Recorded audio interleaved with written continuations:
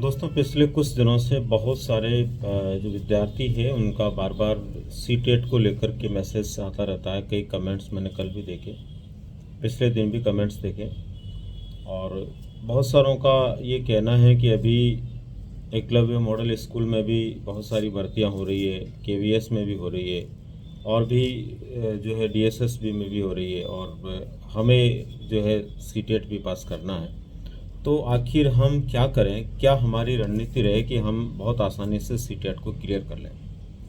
दोस्तों सीटेट को क्लियर करना बहुत मुश्किल नहीं है यदि आप एक स्ट्रेटेजी बना करके काम करते हैं। दोस्तों सीटेट को एक तो आप तनाव में नहीं लें, सीटेट को लेकर के आप मानसिक रूप से ज़्यादा परेशान नहीं हो।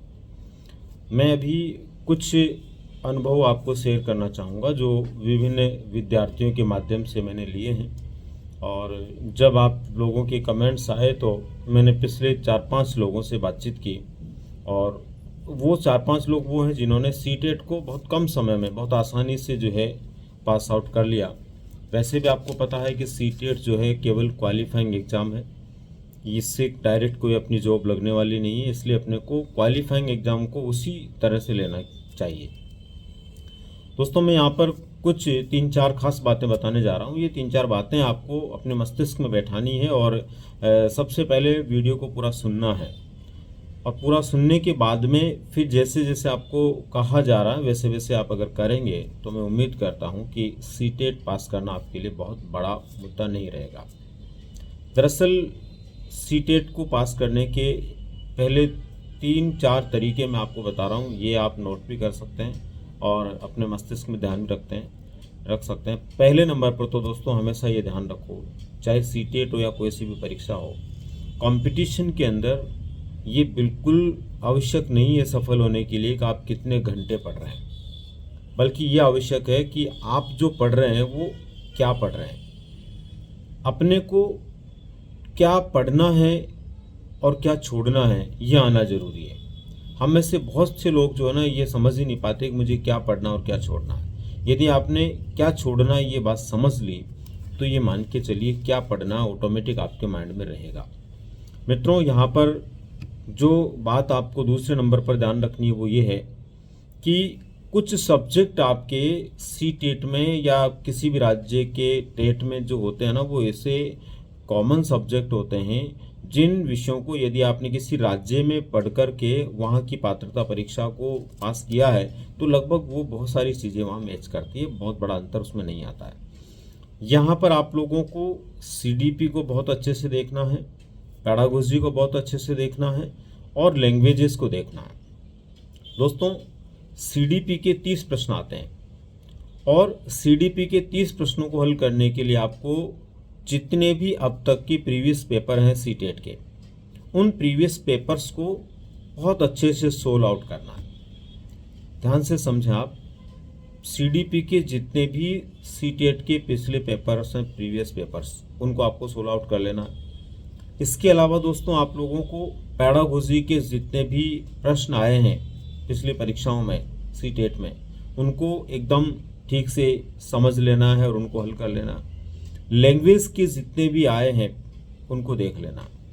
वैसे दोस्तों जहाँ तक मेरा मानना है यदि सीडीपी के प्रीवियस पेपर आपने अच्छे से सॉल्व कर लिए हैं, इसके बाद में पेडागोजी के आपने पेपर सॉल्व कर लिए हैं और यहाँ लैंग्वेज को लेकर के पैसेजेज आते हैं, उन पैसेजेज को ढंग से पढ़ लिया, पीछे के पैसेज जो भी आए उनको पढ़ लिया, तो ये मेरा मानना है कि सीडीपी, दोनों लैंग्वेज और पेडागोजी, इनसे ही आप लोग बहुत आसानी से लगभग 70 नंबर ला सकते हैं। ये मैं कम से कम की बात कर रहा हूँ। सीडीपी के 30 प्रश्नों में से दोनों लैंग्वेज के जो 30-30 करके 60 प्रश्न होते हैं, ऐसे करके 90 प्रश्नों में से, और इसके अलावा पेडागोजी जो हर सब्जेक्ट में होती है, चाहे वो आपका ईवीएस है चाहे आपका मैथ्स है, अगर आप सेकंड लेवल में है तो एसएसटी है या साइंस मैथ है तो वहाँ पेडागोजी आता है, वहाँ को लेकर के आप बहुत आसानी से 70 से 80 नंबर ला सकते हैं। अगर 70 नंबर भी आप लाते हैं ना दोस्तों, 70 नंबर भी, तो ये मान के चलिए आपका सीटेट पास होना कोई मुश्किल नहीं है। और केवल किससे ला सकते हैं 70 नंबर? आप केवल प्रीवियस पेपर्स को हल करके ला सकते हैं। उसके बाद में आप लोग क्या करें कि कुछ खास टॉपिक होते हैं प्रीवियस पेपर को हल करने के अलावा भी, जैसे सीडीपी की हम बात करें तो सीडीपी के अंदर फ्राइड को आपको बहुत अच्छे से पढ़ना चाहिए, इसी तरह से वाइगोस्की को पढ़ना चाहिए, ब्रेनर को पढ़ना चाहिए, ब्रूनर को पढ़ना चाहिए, इसके अलावा जीन पियाजे को पढ़ना चाहिए, कोहलबर्ग को पढ़ना चाहिए हैं। कुल मिलाकर के ये वो सिद्धांत हैं गैसेल आदि को जो कि सीडीपी की आत्मा के रूप में मान के चलिए आप, सबसे खास प्रकार के। इसके अलावा लर्निंग को लेकर के कुछ मोटे मोटे सिद्धांत हैं, उनको आप देख सकते हैं। इसके अलावा व्यक्तित्व संगठन को लेकर के खास जो सिद्धांत है उनको आप देख सकते हैं। बुद्धि को लेकर के कुछ खास बातें आप देख सकते हैं। बहुत ज़्यादा उनके अंदर नहीं जाना है, डीपली अगर जाना है आपको तो पियाजे में जाना है, वाइगोस्की में जाना है, ब्रूनर में जाना है, उनके अंदर जाना है। दोस्तों इतना भी आप कर लोगे ना तो सीडीपी को आप बहुत आसानी से 30 में से लगभग 25 प्रश्न आप हल कर सकते हैं। ऐसे ही आप पेडागोजी के केवल पीछे की परीक्षाओं के पेपर भी ढंग से पढ़ करके आप चले गए, उन चीज़ों को भी आपने समझ लिया, तो पेडागोजी के आने वाले जो प्रश्न आपके सभी सब्जेक्टों में आते हैं, चाहे वो लैंग्वेज हो या दूसरे सब्जेक्ट हों, उनमें से भी आप बहुत आसानी से लगभग 25 प्रश्न आप कर सकते हैं सारे वो पेडागोजी के प्रश्नों में। अब 25 और 25 50 प्रश्न आपके हो गए। उसके बाद में दोस्तों दोनों लैंग्वेज को मिलाकर के यदि हम बात करें तो लैंग्वेज के अंदर अगर आप पेडागोजी को निकाल करके पैसेजेस वाले नंबरों की बात करें, उनमें से यदि 10-10 नंबर भी आप लैंग्वेज में लाते हैं, 10-10 प्रश्न भी आप करते हैं तो 20 वो हो जाते हैं। 50 और 20 70 नंबर तो आपके बहुत आसानी से आ सकते हैं बिना किसी तनाव के। उसके बाद में दोस्तों तीसरे नंबर पर अपने को जो सब्जेक्ट जो भी आपके हैं, अगर आप लेवल फर्स्ट के हैं तो ईवीएस और मैथ्स हैं, तो मैथ्स के कुछ खास सवाल जो पीछे के पेपर्स में आए हुए हैं, उन सवालों के आधार पर आपको निर्णय लेकर के क्या क्या सवाल आपको बहुत अच्छे से हल करने आ जाने चाहिए, उस पर आपको थोड़ा गौर करना चाहिए। आसानी से आप हल करेंगे तो वहाँ पर 20 में से 10 प्रश्न तो कोई भी व्यक्ति कर लेगा। 10 प्रश्न तो ऐसे जरूर मिलेंगे आपको जो आप कर सकते हैं। ईवीएस में भी जो 20 प्रश्न उनमें से 10 प्रश्न ऐसे जरूर आएंगे जिनको आप कर लेंगे। तो दोस्तों 70 और 20 मिला करके आपके 90, यानी 90 नंबर लाना बहुत आसान है यदि आप 20 दिन भी ढंग से मेहनत करते हैं। मैं ये कहता हूँ अभी आप लोगों के सामने आज से लेकर के 20 अगस्त को आपका एग्जाम है। 20 अगस्त से पहले यदि 20-25 दिन भी आपने पीछे के पेपर्स को ढंग से सोल्व आउट कर लिया तो आप वहां पर आराम से आपके क्वालिफाइंग नंबर ला सकते हैं। ये क्योंकि पात्रता एग्जाम में केवल क्वालिफाई आपको करना है, इसको लेकर बहुत परेशान होने की ज़रूरत नहीं है। अपनी अन्य पढ़ाई के साथ भी आप अगर 3-4 घंटे भी रोजाना सीटेट के लिए लगा देंगे तो आप पास हो सकते हैं। दोस्तों उसके बाद में आगे बात आती है जो एसएसटी और साइंस मैथ के विद्यार्थी हैं। एसएसटी और साइंस मैथ के विद्यार्थियों के लिए भी वही बात है। अगर एसएसटी में आप हैं तो आपके एसएसटी में जो लगभग आपके प्रश्न आने हैं 60, उनमें से बहुत आसानी से आप 30-35 प्रश्नों के उत्तर दे सकते हैं, थोड़ा सा मन लगाकर आप करेंगे तो। और वैसे ही साइंस और मैथ के अंदर आप 30-35 प्रश्नों के जो उत्तर दे सकते हैं। उधर भी आप लोग 70 आपके जो है सीडीपी, पेडागोजी और इसके बाद में लैंग्वेज के नंबर आ जाते हैं और 30 नंबर उधर ले आते हैं, तो आप लगभग 100 नंबर वहाँ ला रहे हैं। दोस्तों मेरा कहने का मतलब ये है कि आप लोगों को प्रीवियस ईयर के पेपर्स जो हैं उनको आधार बना करके उनकी बहुत अच्छे से स्टडी करनी चाहिए, और उसकी स्टडी करके भी आप जाएंगे तो आप सीटेट क्वालिफाई हो जाएंगे।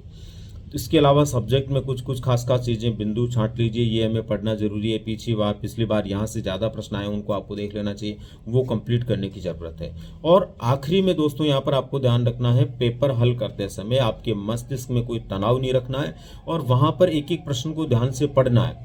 सबसे पहले उन प्रश्नों को हल करना जो आपको आ रहे हैं, जो नहीं आ रहे उस पर ज़्यादा दिमाग नहीं लगाना। मान लीजिए 1, 2, 3 प्रश्न आपको आगे, चौथा 5वां नहीं आ रहा तो उस पर ज़्यादा मत सोचिए। आपने 3 कर लिए, चौथा 5वां नहीं आ रहा, कोई बात नहीं है, डायरेक्ट आप जो छठे पे जाइए उसको करिए। ऐसे करके आप एक बार कोशिश करें, पहले प्रयास में कोशिश करें कि आप अपने 150 में से लगभग 100 प्रश्न आप जो है बहुत अच्छे से आसानी से हल कर लें, और इतना आप कर सकते हैं दोस्तों, ये मुझे भरोसा है। क्योंकि आप लोग काफ़ी समय से चाहे अपने किसी राज्य की टेट परीक्षा भी आप दे रहे हैं ना, और उस परीक्षा का भी अनुभव आपको, तो सीटेट पास करना आपके लिए मुश्किल नहीं है। तो दोस्तों उम्मीद करता हूं कि मैं जो आपको कह रहा हूं वो बात आपको समझ में आ रही होगी। और एक लास्ट काम आपको और करना चाहिए, 20 मॉडल पेपर आप सीटेट के खरीद लीजिए। भाई प्रीवियस पेपर तो हल करेंगे, इसके अलावा 20 मॉडल पेपर खरीद लीजिए। हर रोज सुबह उठते ही एक मॉडल पेपर को हल कीजिए, और एक मॉडल पेपर को हल करके उसमें जो चीज़ें आपको नहीं आ रही उनको यदि थोड़ा समय मिले तो बारीकी से देख लें, बाकी जो आ रही है उसके आधार पर आप रोजाना कैलकुलेट करते रहें। मैं उम्मीद करता हूँ पहले दिन जितने नंबर आपके आएंगे उससे अगले दिन ज़्यादा आएंगे, उसके अगले दिन ज़्यादा आएंगे, बशर्ते आप हर दिन जो आपने मॉडल पेपर हल किया उसके बाद में अपने आप को थोड़ा सा प्रोग्रेसिव बनाने का प्रयास किया, थोड़ा मेहनत करने का प्रयास किया।